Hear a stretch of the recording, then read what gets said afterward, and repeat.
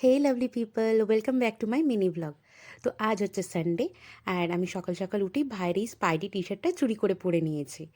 দেন মর্নিংয়ে আমার ফার্স্ট কাজ হচ্ছে এমটি স্টমাকে ওয়েট চেক করা।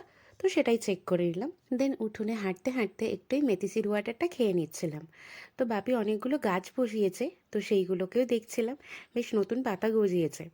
আর যেহেতু আজ সকালে আমার কোনো পড়ানো নেই, সানডে যেহেতু, তাই উঠোনে হাঁটতে রোদের মধ্যে বেশ ভালোই লাগছিল। আর অনেক দিন বাদে রোদটাও বেরিয়েছিল। দেন চিয়া সিড ওয়াটারটাও তার সাথে খেয়ে নিলাম। দেন কাজ হচ্ছে আমার বেবিগুলোকে খেতে দেওয়া। তো এই হচ্ছে ফার্স্ট বেবি। তো এর নাম হচ্ছে প্যাঁক, কারণ এর ডাকটাও একটা হাঁসের মতো। তো ওর জন্য ওর নাম দিয়েছি প্যাঁক। আর এই হচ্ছে কোকো, আর এই হচ্ছে মিনি। খুব কিউট না ওদের দেখতে?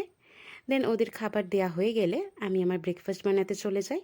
এদিকে এগ বয়েল করতে রেখে দিয়েছি, আর এদিকে আমি আমার মুগ ডাল চিলাটা বানাচ্ছিলাম।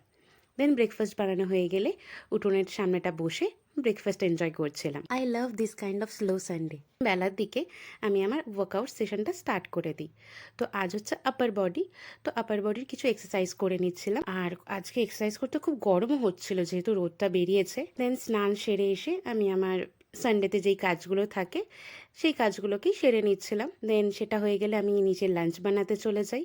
তো আজ লাঞ্চে আমার চিকেন কিমা খেতে ইচ্ছা করছিল।